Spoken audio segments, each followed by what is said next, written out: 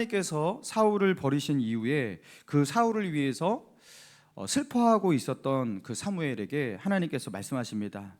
사무엘아, 더 이상 사울을 위해서 슬퍼하지 말고 베들레헴 이새의 집으로 가서 내가 지명하는 자에게 기름을 부어 그를 왕으로 삼으라, 왕으로 세우라.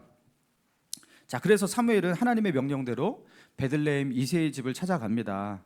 자, 그리고 그곳에서 이새의 아들 7명을 순서대로 이렇게 소개를 받습니다. 자, 그리고 이새는 사무엘 앞에 자기의 아들이라고 소개시키지 않은 막내 아들 그 소년 다윗이 있었는데요. 그렇게 초원에서 양이나 치라고 그렇게 열애시켰던 그 소년 다윗, 그러니까 하나님이 찾는 사람은 바로 그 소년 다윗이었죠.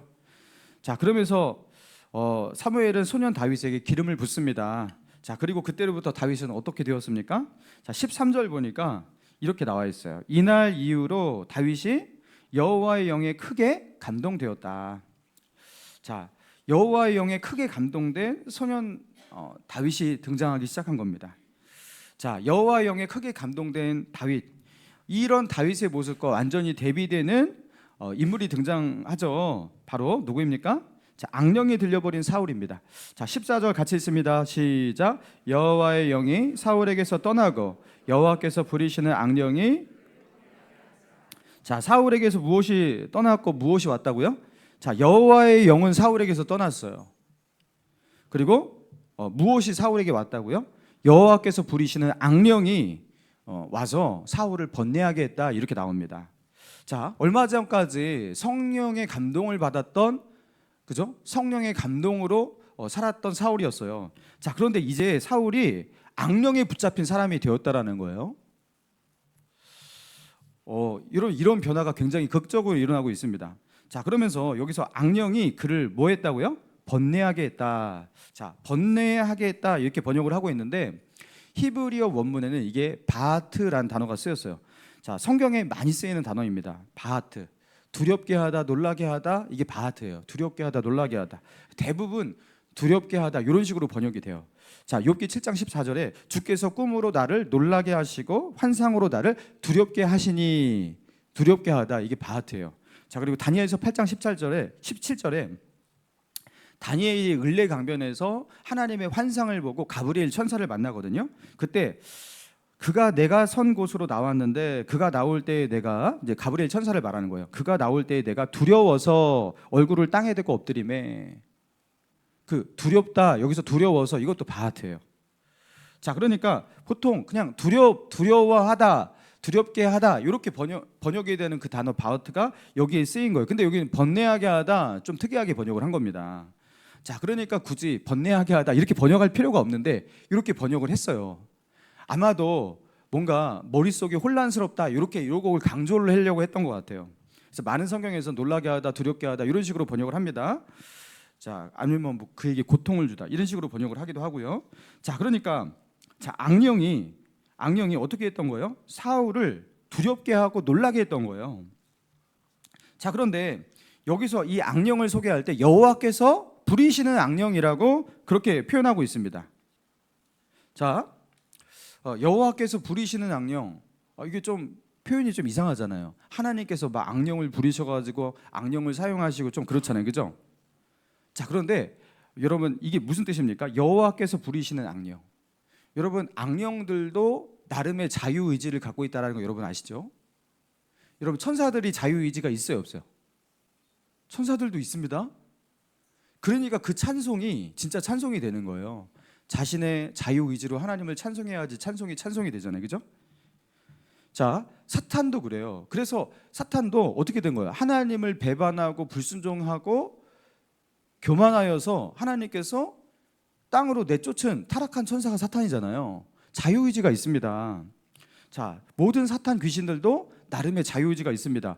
그리고 그들은 우리 인간을 능가하는 지혜도 있고 힘을 가지고 있습니다.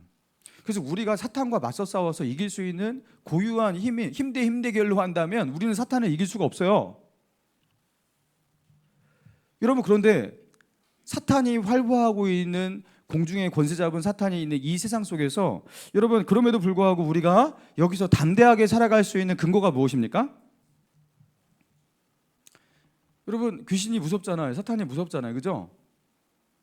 근데 우리가 이 땅에서 어떻게 담대하게 살아갈 수가 있는 거예요? 자, 어떠한 악령들도 제 아무리 권세와 힘을 가지고 있는 그 악령이라 하더라도 하나님께서 허락하시는 한계 안에서만 활동할 수 있는 거예요. 하나님의 허락 없이는 악령들이 자신의 맘대로 우리를 괴롭히거나 우리에게 어떤 해를 가할 수가 없어요. 하나님께서 허락하시는 한계 안에서만 그들이 활동할 수가 있는 거예요. 여러분, 그러니까 악령들은 하나님을 그죠? 온 마음 다해 예배하고 경배하고 하나님께 순종하고 그런 존재는 아니지만 그냥 하나님께 복종만 하는 존재지만 그들은 하나님의 철저한 주권과 권세 아래 놓여 있는 그들도 피조물이라는 겁니다. 여러분, 그러니까 하나님의 주권과 통치 아래 있기 때문에 하나님의 허락 없이는 그 어떤 악령들도 어떤 사탄도 우리를 해할 수 없다라는 것. 여러분, 하나님의 주권과 통치 아래 있는 세상이라는 걸 믿기 때문에 우리는요, 우리보다 더 큰 힘을 가지고 있고 교활한 악령이 있는 세상 속에서도 믿음 가지고 살아가는 거예요. 할렐루야. 예, 그런 거예요. 자, 그리고 15절 보니까 자, 사울의 신하들이 그에게 이르되 보소서 하나님께서 부리시는 악령이 왕을 번뇌하게 하온즉 원하건대 우리 주께서는 우리 앞에서 모시는 신하들에게 명령하여 수금을 잘 타는 사람들을 구하게 하소서. 하나님께서 부리시는 악령이 왕에게 이를 때에 그가 손으로 타면 왕이 나으시리다 하는지라. 사울이 신하에게 이르되 나를 위하여 잘 타는 사람들을 구하여 내게로 데려오라 하니. 자, 사울의 신하들이 사울을 볼 때에도 사울은 딱 보니까 악령에 들려 있는 그런 모습이었어요. 그죠? 그래서 사울이 악령에 들려 있는 그 모습을 악령에 들려 있다 어떻게 판단이 되는 거예요? 사울이 불안해하고 두려워하고 있는 거예요. 바하트, 두렵게 하다, 놀라게 하다 이런 뜻이잖아요. 그러니까 두려워하고 놀라고 있는데 그 두려움과 그 불안이 뭔가 실체가 없는 두려움과 불안이에요. 사울이 막 이러는 거예요. 야, 누군가가 지금 나를 죽이려고 해. 백성들이 신하들이 나를 배신하고 나를 죽이려고 어떤 수작과 어떤 계략을 세우려고 있는지 내가 그러는 거 내가 다 알아. 막 이러면서 자기의 상상, 자기의 망상 그 속에서 실체가 없는 불안과 두려움을 그렇게 그런 불안과 두려움이 사울을 엄습하고 있는 겁니다. 그리고 여러분 아시잖아요. 이 불안과 이 두려움 그 속에서 결국에 사울이 어떻게 합니까? 다윗을 시기하고 다윗을 향한 망상을 만들어내고 다윗을 창을 던져서 다윗을 죽이려고 하고 그 다윗에게 협조하는 사람들은 그 누구라도 다 죽이고 살인하는 여러분 그런 사람이 되잖아요. 여러분 그런 불안과 두려움이 악령의 역사 속에서 일어났던 거라는 겁니다. 자, 그래서 사울의 신하들이 그 악령을 내쫓기 위해서 방안을 마련하는데 어떤 방안이에요? 수금을 잘 타는 사람을 구해오자. 자, 그래서 악령을 물리치는 데는 수금이 제격이다. 여러분 수금이 악령을 물리치는 어떤 그 영적인 어떤 그런 악기냐? 여러분 그렇지 않습니다. 여기서 수금 연주를 통해서 지금 사울을 도우려고 했던 것은 여러분 수금이 가지고 있는 수금은 이제 현악기고 보통 수금의 그 현은 동물의 창자로 만들었대요. 그래서 그것을 튕기면 되게 밝고 아름다운 이런 음색이 나는데요. 보통 슬픈 상황 속에서 수금을 타지 않고 밝고 기쁜 상황에서 수금을 탔다고 합니다. 이게 수금이 가지고 있는 밝은 음색 때문에 그러는 거예요. 자, 그래서 사울이 불안해하고 두려워하고 우울해하고 그러고 있으니까 그 수금 연주를 통해서 왜 음악 치료라고 하잖아요, 그죠? 그 음악이 우리에게 위로와 때로는 어떤 그 평안을 이렇게 주잖아요. 그런 정서를 좀 줄 때가 있잖아요. 그러니까 그 수금 연주를 통해서 이게 사울을 조금 이렇게 완화시키려고 그렇게 했던 겁니다.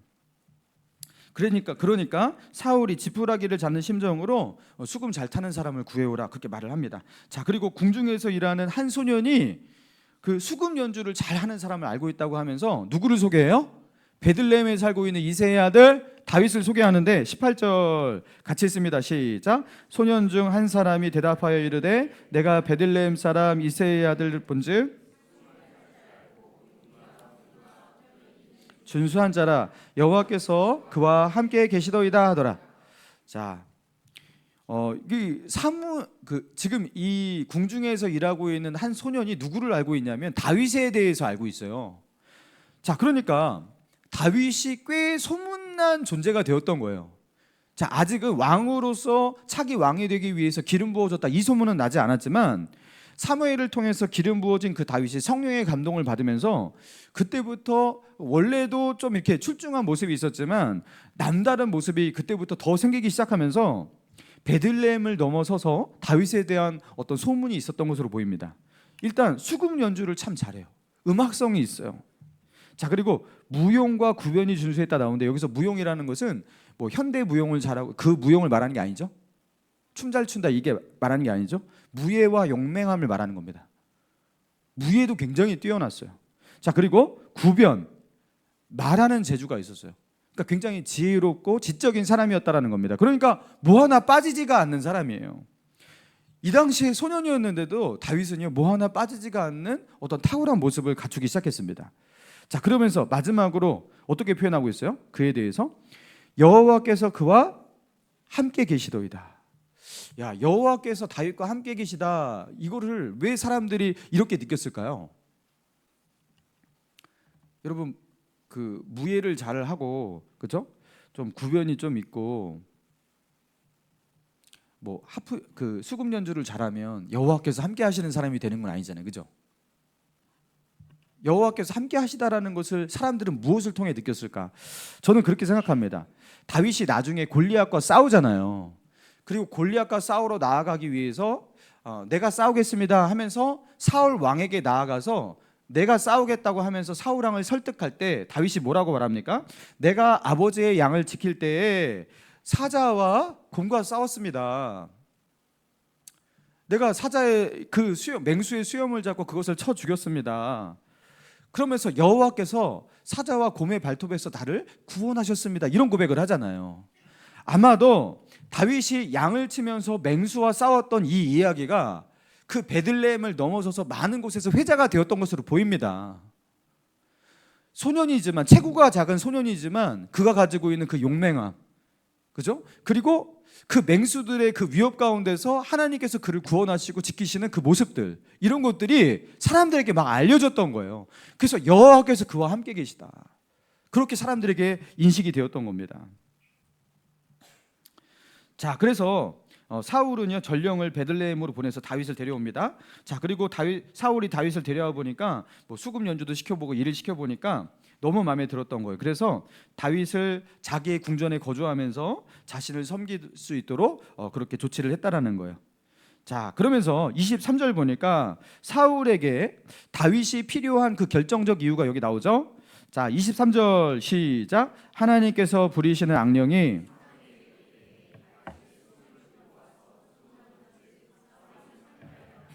악령이 그에게서 떠나더라.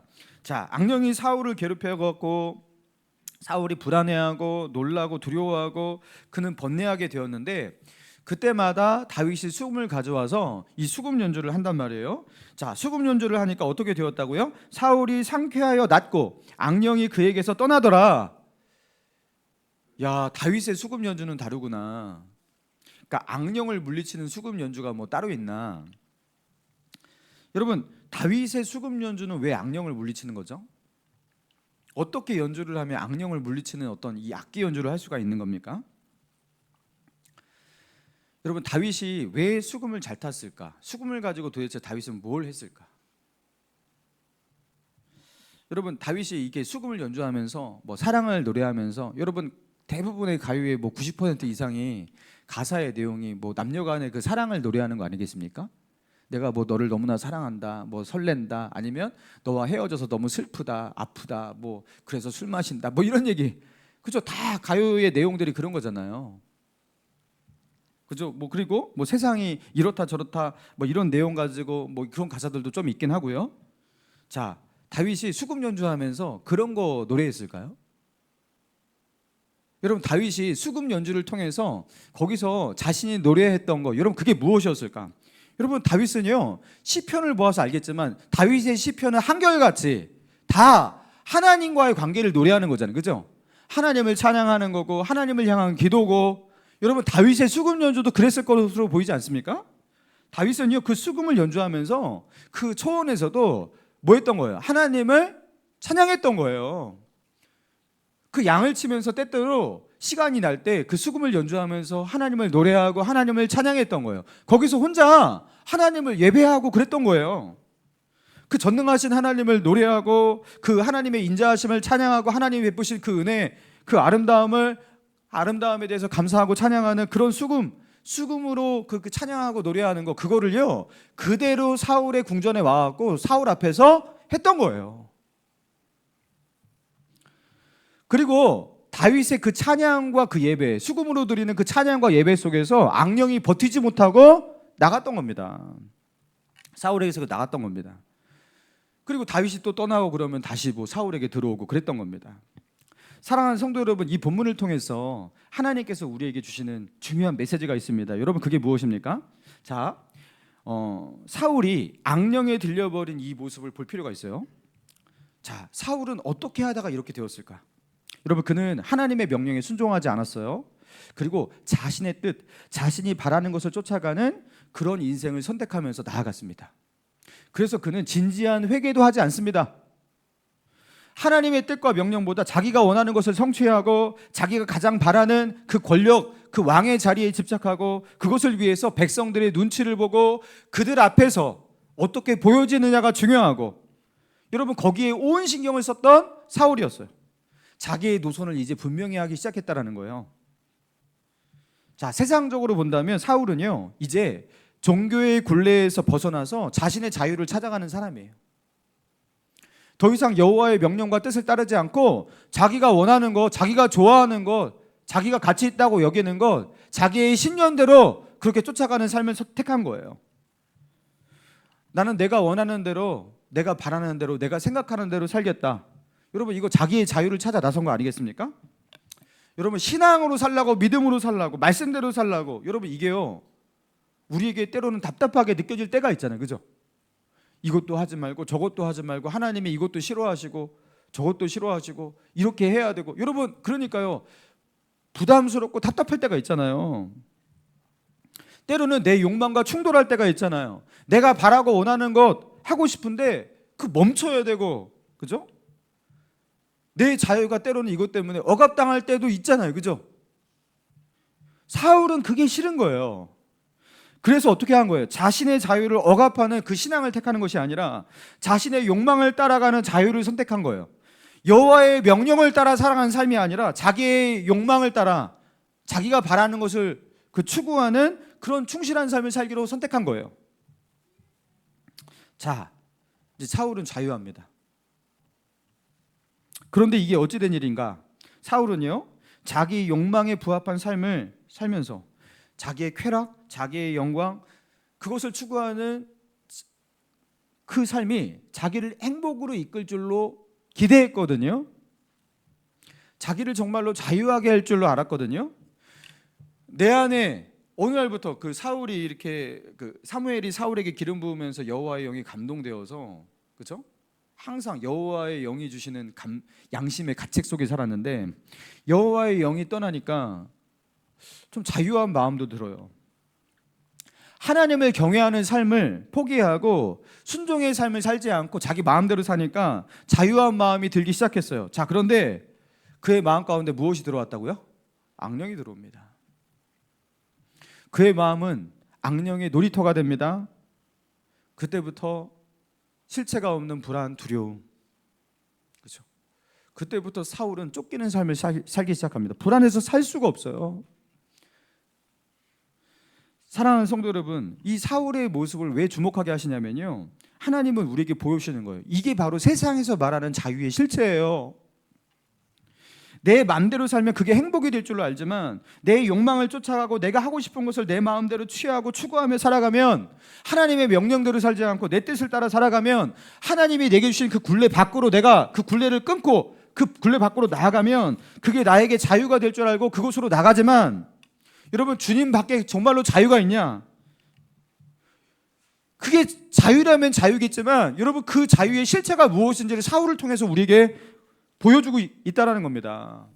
여러분 이게 정말 자유입니까? 그래서 주님은요 우리에게 말씀하시는 거예요. 너희는 주 안에서의 자유를 택할 것인지 주 밖에서의 자유를 택할 것인지 너희는 선택해야 한다. 여러분 예레미야서 34장 여러분 거기에 보면요 유다가 바벨론에 의해서 이제 바벨론 침공을 당해서 망하기 직전에 그 유다였습니다. 그때 시드기야 왕, 이 시드기야 왕의 통치 시절이었는데요. 그때 시드기야 왕을 비롯한 유다의 많은 고관, 유다의 많은 유지들이 여호와의 말씀을 듣지 않고 하나님의 율법에 순종하지 않고 그들이 어떻게 했냐면 동족 히브리 유대인들을 자신의 종으로 삼고, 그리고 종으로 삼는 것까지는 율법에 어긋나지 않아요. 그런데 종으로 삼때 6년 동안 종으로 부를 수 있지만 7년째에는 그들을 어떻게 해야 돼요? 자유하게 놓아줘야 했어요. 이게 율법에 출애굽기 21장 2절에 보면 내가 히브리 종을 사면 그는 6해 동안 섬길 것이요 7째 해에는 몸값을 물지 않고 나가 자유인이 될 것이며, 그러니까 자기 동족 유대인을 자기의 영원한 종으로 노예로 만들 수가 없는 거예요. 그런데 그들이 이 율법의 명령을 지키지 않고 어떻게 했냐면 동족 유대인을 종으로 잡고요 그 다음부터 영원히 종살이를 시켰던 거예요. 그리고 이거에 대해서 선지자를 통해서 하나님께서 질타하시자 그들에게 회개를 그죠? 그들의 죄를 그렇게 그죠? 꾸짖으시자 그들이 이제 회개하면서 이제 하나님의 명령대로 살겠다고 율법을 지키겠다고 하면서 왕을 비롯한 많은 그죠? 권력자들이 우리의 종들을 이제 놓아 자유하게 했습니다 하면서 자유를 선포해요. 그래서 그들을 벌써 뭐 10년, 20년 이렇게 붙잡아 놓고 종살이를 시켰는데 그들에게 자유를 주고 그 종에서 벗어나게 했다라는 겁니다. 자, 그런데 어떤 일이 일어났냐면 그들이 회개하고 그리고 하나님 앞에서 맹세하면서 율법을 지키겠다고 맹세하면서 자유를 선포했는데 마음이 바뀌어요. 종을 다 풀어주니까 이제 내가 너무 불편하잖아, 내가 너무 힘들잖아, 내가 왜 그랬을까? 자, 그러면서 풀어줬던 그 종들을 다시 잡아와요. 그래서 다시 종살이를 시켰다라는 겁니다. 그리고 하나님께서 이런 그들의 죄악된 모습을 보시고 진노하시면서 이 예레미야서 34장에 이 말씀을 하시는 거예요. 자, 예레미야서 34장 17절인데요 제가 읽어드릴게요. 그러므로 여호와께서 이와 같이 말씀하시니라 너희가 나에게 순종하지 아니하고 각기 형제와 이웃에게 자유를 선포한 것을 실행하지 아니하였은즉, 그러니까 그들에게 자유를 선포했는데 다시 그들을 잡아왔잖아요. 자, 자유를 선포한 것을 실행하지 아니하였은즉 내가 너희를 대적하여 칼과 전염병과 기근에게 자유를 주리라. 여호와의 말씀이니라. 내가 너희를 세계 여러 나라 가운데 흩어지게 할 것이며, 자, 이런 식으로 말씀하세요. 칼과 전염병과 기근에게 자유를 주리라. 여러분 이게 무슨 말입니까? 여러분 전염병, 뭐 전쟁, 기근, 여러분 사람들이 무서워하는 3대 재앙 아닙니까? 절대로 우리에게 일어나기를 원하지 않는 그 가장 가혹한 재앙들인데 하나님께서 이 재앙들에게 무엇을 선포하셨다고요? 자유를 선포하셔요. 이제 이 재앙들아 마음껏 인간 세상에 내려와서 이 땅에서 활보하여라. 내가 너희에게 자유를 준다. 그러면서 이 재앙이 가득한 그런 세상을 살도록 그렇게 하나님께서 말씀하셨다는 거예요.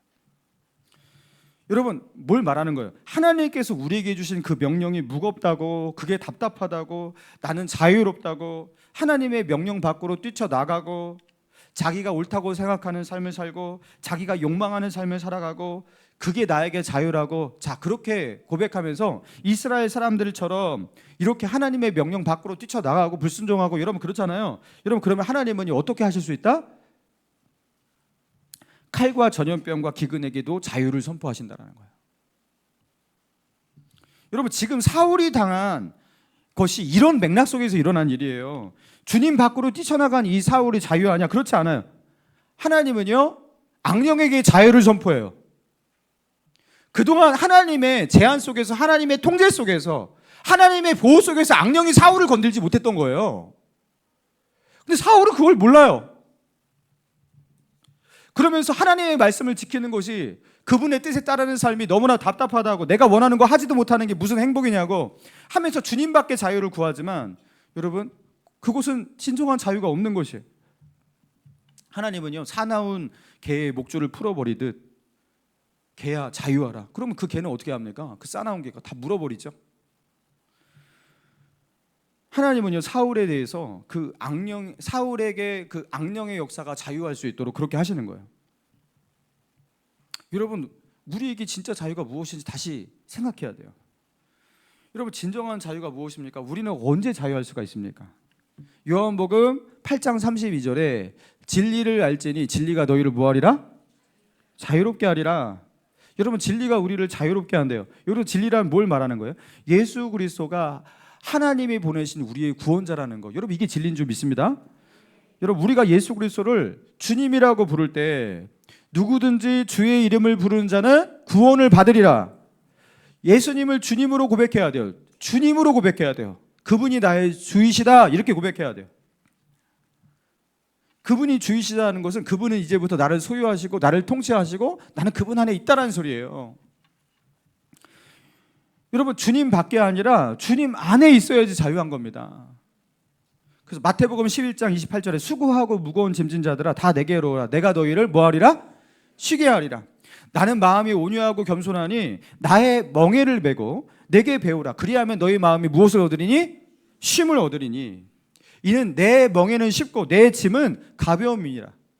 여러분, 주님께서 우리가 어떤 자유를 선택하는 것이 현명한지, 그렇죠? 우리에게 알려주시는 거예요. 주님이 우리에게 주시는 멍에도 있어요. 그렇지만 그 멍에는 죄의 짐과 내가 내 인생 책임지고 살아가는 짐과 내 영혼도 책임지고 살아가는 짐, 그리고 이 땅에서 하나님의 보호와 통치를 받지 못하고 주님 밖에서 살아가는 그 고아와 같은 삶에서의 그 자유와 비교할 수도 없는, 여러분, 주님께서 우리에게 주시는 그 멍에는요, 그렇게 가벼운 거래요. 여러분, 그게 가벼운 거예요. 여러분, 십자가는 아무리 무거워도 가벼운 거래요. 여러분, 그래서 십자가 안에 자유가 있습니다. 할렐루야. 여러분, 자유는 때로는 그 세상이 말하는 자유예요. 우리의 호기심을 충족시키고 그 자유가, 야, 오늘은 이거 맛봤으니까 내일은 저거 맛보고 싶다. 이거 먹어봤으니까 내일은 저거 먹어봐야지. 자, 오늘은 여기 가봤으니까 내일은 저기 가봐야지. 여러분, 우리는 이게 자유라고 생각해요. 여러분, 그것은 호기심 충족입니다. 호기심 충족입니다. 여러분, 그 호기심 때문에 하와는요, 이것만 먹지 말라고 그랬는데 그걸 먹었어요. 여러분, 그게 자유 맞습니까? 여러분, 그 호기심을 가능한 최대한으로 충족시키면 나에게 자유가 오고 나에게 행복이 온다고 생각하는 거, 여러분, 그건 우리의 착각이에요. 여러분, 많이 해보셔서 아시잖아요. 많이 해보셨잖아요. 많이 가보셨잖아요. 여러분, 외국에 나도 저 세부의 바닷가에서 거기서 누워가지고 그 배에 둥둥 떠서 거기서 칵테일 한 잔 마시고 그러면 나는 자유를 느낄 거야. 여러분, 그 자유가 느껴지십니까? 그냥 좋죠. 그냥 잠깐 좋고 끝나는 거예요. 그냥 뭐 자유하다, 뭐 자유가 느껴지냐고, 얼마나 느껴지냐고요, 그게.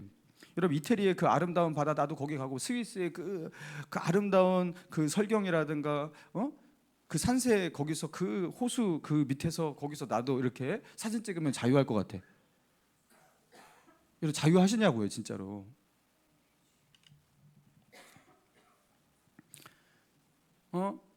목감이라는 이 아파트로 둘러싸여 있는 도시 같은 이 삶이 너무나 싫고 서울 같은 데 싫고, 저기 자연으로 산속 깊이 들어가고 거기서 캠핑장 해가지고 가족들과 오손도손 이렇게 그 텐트도 치고 거기서 물소리 들으면서 삼겹살 구워 먹을 때 나는 자유를 느낄 거야. 여러분, 자유가 느껴지시냐고요. 그러니까 자유가 나름 없진 않아요, 그죠? 나름 행복해요, 그것도 나름, 그죠? 자, 그런데 하나님과의 관계가 좋지 못한 상태에서 그거를 하잖아요. 그 자유가 아닙니다. 그건 그냥 호기심 충족이에요. 이렇게 해보면 어떨까? 그냥 우리는, 여러분, 평생을 호기심을 충족시키다가 여러분 그렇게 살아가시겠냐고요. 하나님과의 관계가 해결되지 않은 사람은요, 아무리 자유를 누려도 자유할 수가 없는 겁니다. 그러나 하나님과의 관계가 온전히 회복되고 그분과의 풍성한 은혜를, 자유를 그분과의 관계 속에서 누리고 있는 사람은요, 그 세상에서 이런저런 호기심을 충족하지 않아도 마음 가운데 자유가 있어요. 할렐루야. 만족이 있어요. 이게 쉼이 있고요. 할렐루야. 여러분, 이 자신감 없습니까? 여러분, 예수 그리스도만이 우리에게 자유를 줄 수 있습니다. 그래서 예수님은요, 우리에게 담대하게 말씀하시잖아요. 내 안에 거하라. 여러분, 이게 무슨 말이죠? 내 안에 거하라. 이 새벽 예배 때 이거 많이 다뤘잖아요. 내 안에 거하라. 이 매노, 거하다가 매노예요. 그러니까 매노의 정확한 뉘앙스가 무엇이냐면요, 떠나지 않고 머물다라는 뜻이에요. 떠나지 않고 머물다. 자, 우리는 자꾸 있잖아요. 이렇게 머물다가 떠나려고 그래, 그죠? 잠깐 들르려고 그래요. 교회 와갖고 잠깐 들러서 예배드리고 빨리 떠나려고 그래, 그죠? 마음도 떠나고 몸도 떠나고. 근데 너 떠나봐서 알잖아. 떠나면 아무것도 없다라는 거. 너 정말 행복할 수 없다라는 거 너 알잖아. 그러니까 너는 매노하라는 거예요. 떠나지 않고 여기 머물라라는 거예요. 누구처럼요? 에녹처럼. 제발 나에게서 떠나지 않고 내 안에 머물러라. 내 안에 거하라. 이럴 뜻입니다. 여러분, 예수님과의 관계, 여러분 그 속에 우리의 진짜 자유가 있고 행복이 있고 만족이 있고, 그것을 알고 그분을 신뢰하고 그분에게 순종하고 그분을 의지하고 그분을 찾고 그분을 따르고 그분에게 묻고 그분과 함께하는 삶을 살아라. 이게 내 안에 거하라예요. 여러분, 주님 안에 있을 때 자유한 겁니다. 할렐루야. 저는요, 제 인생에서 언제가 가장 행복했을까? 가장 자유했을까? 제가 이거 말하기 진짜 창피한데요, 그 20살 때인가요? 한번 이렇게 몇 달 동안 방황한 적이 있었거든요. 갑자기 너무 고시원에서 너무 답답한 거예요. 미칠 것 같아. 그래서 내가 어떻게 해야 되지? 나는 왜 이렇게 이 감옥 같은 고시원에서 또 돈도 없고 아무것도 없고. 그 당시에 제가 오토바이가 있었거든요. 어떻게 하면 난 자유할 수 있을까? 오토바이를 타고서 전속력으로 막 100km 이상 막 부릉부릉 달려가지고 한강다리 가운데 갔어요. 거기서 나는 자유하다 하면서 거기서 한강다리 가운데서 제가 오줌을 쌌어요. 미친 거죠. 그러면 아무도 나를 못 막아. 누가 나를 막겠냐고요. 그 자유할 줄 알았거든요. 해보세요. 하나도 자유하지 않아요. 배고파서 다시 빨리 왔어요. 여러분, 하나님과의 관계가 회복되지 않으면 절대로 자유를 누릴 수가 없습니다. 제 인생에서 그럼 가장 자유할 때가 언제냐? 행복할 때가 언제냐? 주님과의 관계가 절정으로 있을 때예요. 이거를 그냥 뭐 신앙이 막 달아오를 때 한 번 느끼고 마는 게 아니에요. 내가 주님 안에 살고 있고 주님을 사랑하고 있고 주님의 명령에 따라 살고 있고 주님을 찾고 있으면 오늘도 느끼고 내일도 느낄 수가 있는 거예요. 주님의 임재 속에 있을 때 아무것도 두렵지 않아요. 그러니까 누구도 부럽지 않아요. 진짜로 아무것도 부럽지 않아요. 지금 죽어도 여한이 없다, 진짜 그런 말이 나올 정도로 너무 행복해요. 예수님과의 관계, 하나님과의 관계가 절정으로 있을 때 우리는 절정의 행복을 느끼는 겁니다. 여러분, 예수의 사람들은 그런 거예요. 요새 그 버킷리스트라고 되게 유행이잖아요. 버킷리스트를 만들어라. 가만히 멍하니 그냥 살지 말고 버킷리스트를 만들어가지고 나는 이거 할 거야 저거 할 거야 하면서 소소한 어떤 삶의 목표를 가지고 살면 된다라는 거예요. 어차피 우리는 대통령 되는 것에 실패했고, 그죠? 서울대학교 가는 것에 실패했고, 그죠? 그 대기업 CEO가 되는 것에 실패했잖아요. 그러니까 버킷리스트 같은 거라도 만들라는 거예요. 그래서 그런 것들을 이렇게 만들고 하면은 좋다라는 거예요. 그러면서 제가 이제 검색해봤어요. 인터넷 보니까 어떤 분이 블로그에다가 자기의 버킷리스트를 100개를 썼더라고요. 제가 다 읽어드릴 수 없고 몇 개만 읽어드릴게요. 수영장 기초반 등록하기, 매일 중국어 단어 5개씩 공부하기. 이제 하나씩 이제 이렇게 한 거예요. 수익률 10%를 목표로 매달 주식에 투자하기. 매달 팝송 한 곡씩 마스터해서 사람들 앞에 팝송 부르기. 유튜브에 한 편의 영상이라도 업로드하기. 공인중개사 시험에 합격하기. 나의 첫 번째 책 원고를 작성한 후에 출판사에 보내기. 니체의 책 짜라투스트라는 이렇게 말했다라는 책 읽기. 국제 마라톤 대회에 나가기, 주식 수익금으로 새 러닝화를 구입하기, 서울 남산공원에서 새벽 달리기 하기, 한 달 동안이라도 금주하기, 부모님과 동생 가족과 함께 가족 사진 찍기, 아버지와 함께 오부치 술자리에 함께하기. 이게 버킷리스트예요, 그죠? 버킷리스트는 원래 이런 식으로 이렇게 소소한 어떤 목표를 만들어내는 거예요. 그리고 하나하나 성취할 때마다, 그죠? 나는 하나 성취했다. 여러분 이거 다 호기심 아닙니까? 이렇게 하면은 나의 행복 지수가 1 올라갈 거야. 그래서 100가지의 버킷리스트를 만들어 놓고 하나 하면 1%, 2개 하면 2%. 그래서 이렇게 하나하나 성취해 가면 나는 행복 100이 될 거야. 이런 어떤 기대감 속에서 이런 버킷리스트를 만들고 그렇게 하는 거 아니겠습니까? 여러분 이런 버킷리스트가 잘못됐다는 게 아니에요. 이거 하지 말라는 게 아니에요. 예수 믿는 사람들은요, 버킷리스트가 아니라 여러분 이것을 넘어선 마음을 다하고 뜻을 다하고 너의 힘을 다하여 주 너의 하나님을 어떻게 하라고 그랬어요? 사랑하라.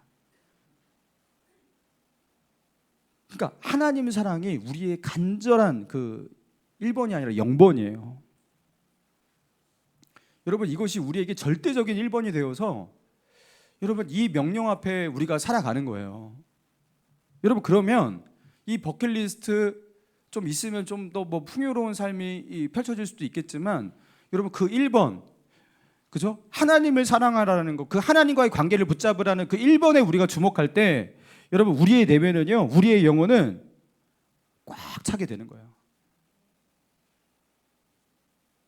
텅 빈 게 아니라 꽉 차게 되는 거예요.